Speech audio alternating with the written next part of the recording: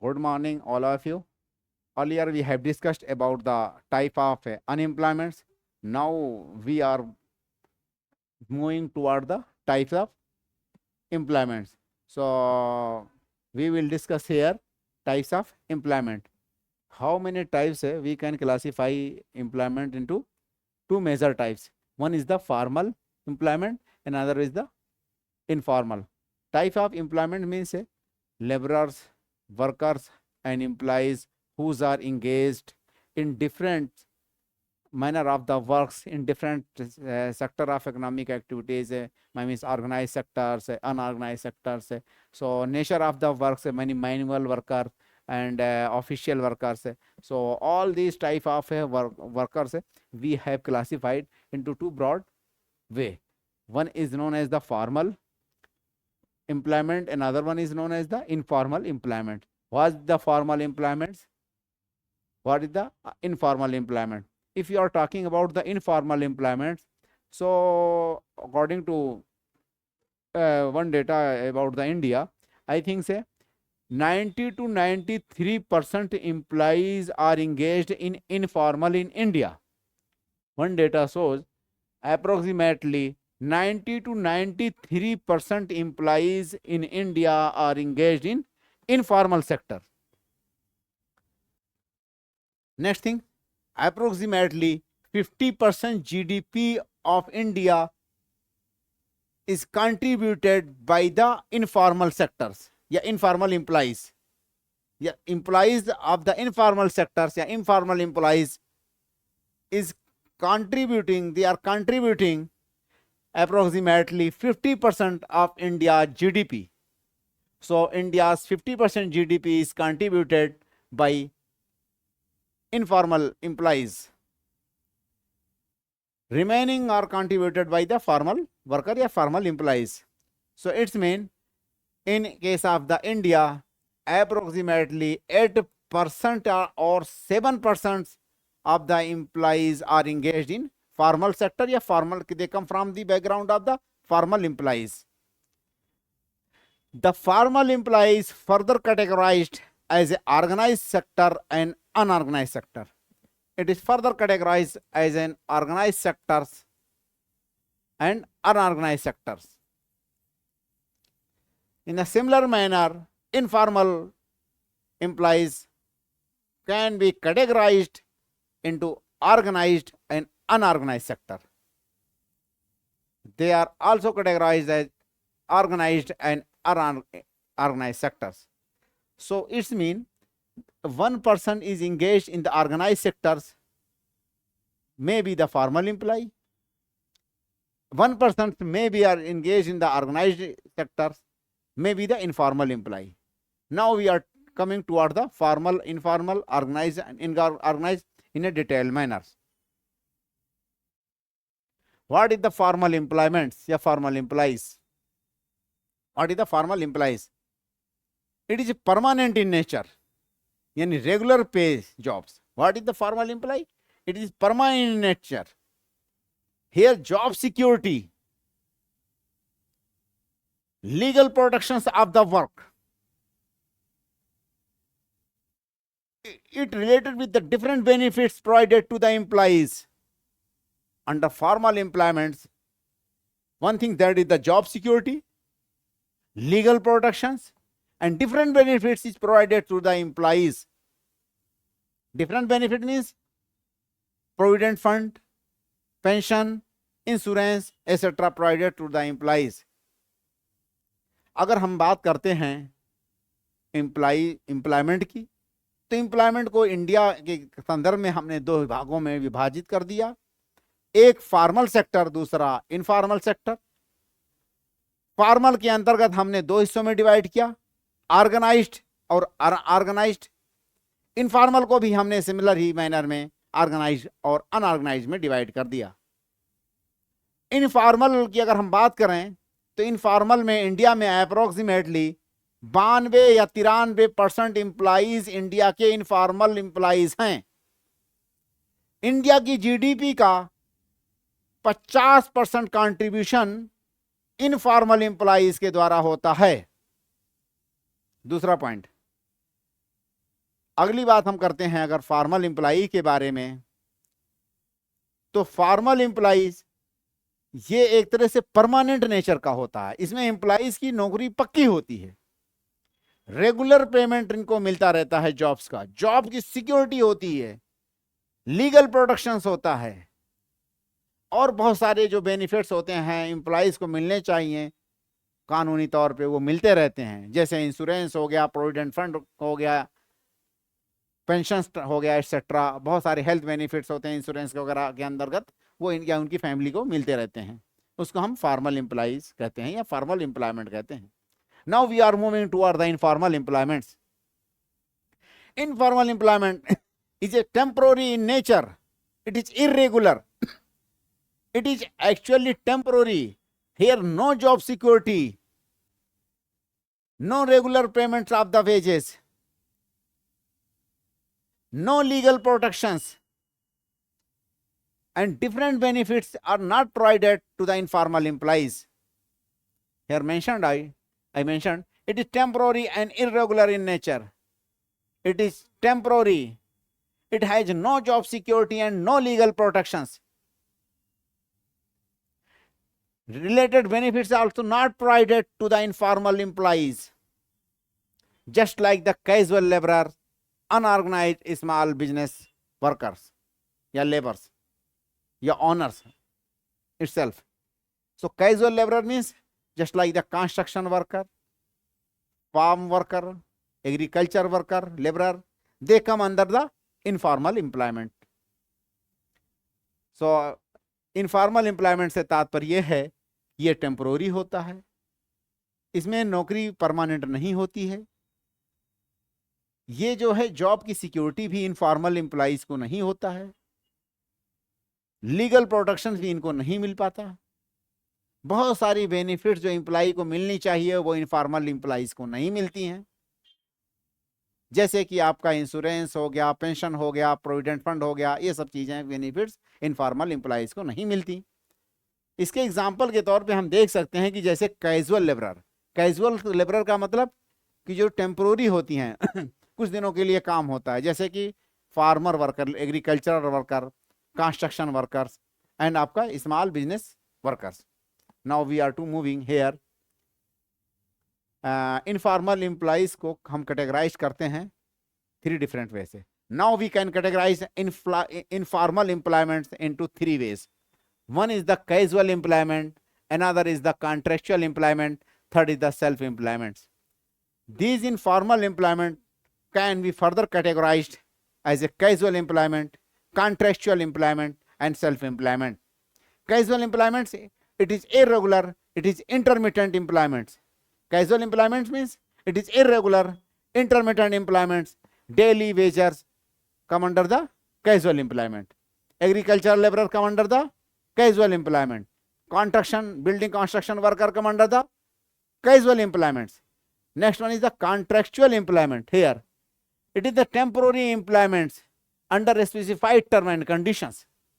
It is also a temporary employment that has made a contract with the employers for a short duration of time. Next point is self-employment. Employment is its own business, the house, any home business, home production, etc. come under the self-employment. So these are the informal employees in informal employments. Next we are moving toward the organized sector. Organized sector means any business, या any organization या any business work that has written records. Any factory, any production unit that has a written record, they are usually considered under the organized sectors. So any business work, any production unit that has a written record, they are considered as a organized sector.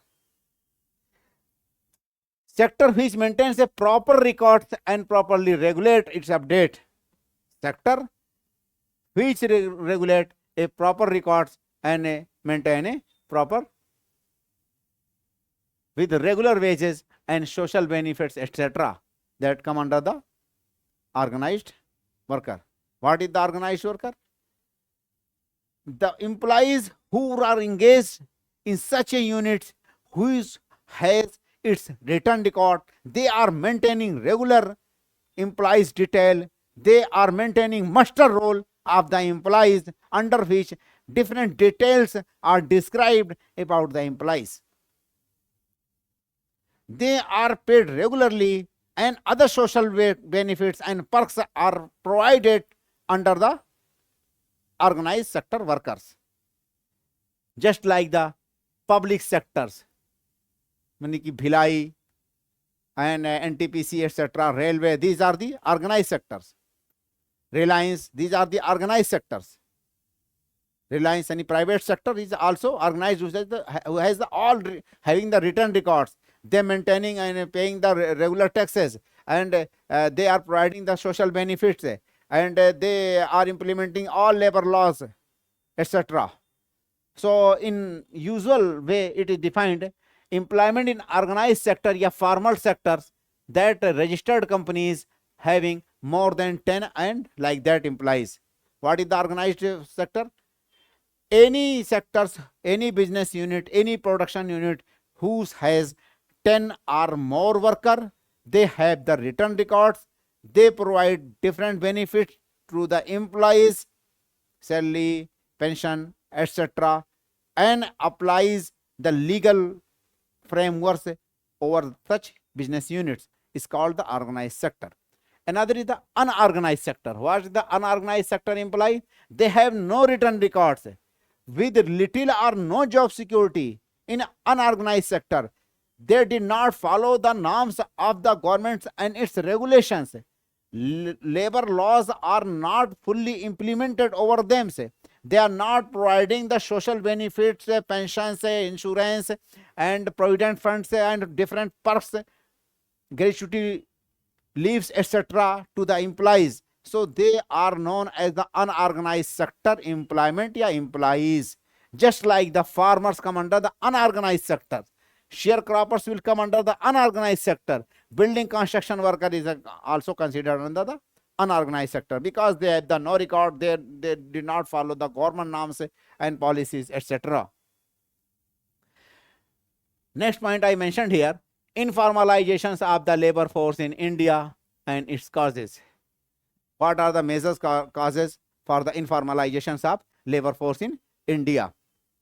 So why in case of the India, I have mentioned approximately 90 to 93% employees are engaged in the informal sector. Yeah, informal employments in India is approximately 90 to 93%. Why is so? What are the major factors? One thing, rigid labor laws and the multiplicity of the laws that applied in case of the India's. Labor laws are very rigid, multiple labor laws and comprehensive labor laws that create an obstacle in the implementations, and employer and businesses are not want to apply and to follow the norms. So government of India recently has changed the labor laws and categorized all the labor laws into 4 codes. So one code that is known as the Code on Wages, Code on Safety, Health and Working Condition, Code on Social Security, Code on Industrial Relations, Code on Wages, but these codes are not yet implemented. Due to that, the rules that have to be published, and it has not yet published. So it is required to publish first of the rules and prepare the rules, because the laws and any laws are executed through these rules, and the rules is formed and designed by the ministries, by the ministries with the support of the bureaucracy. So rules are not yet prepared and formed. So due to that, they are not come into being existence and implemented. So all I think say approximately 29 laws are summarized and collected into 4 different codes. One code is known as the Code on Wages. Under the Code on Wages, we have a category, we have just summed up Payment of Wages Act, I think say Payment of Wages Act 1936, Minimum Wages Act 1946, 48, etc. included in the code on wages. Next point, code on safety, health, working condition in 2020. So 2020 code on safety, health and working condition.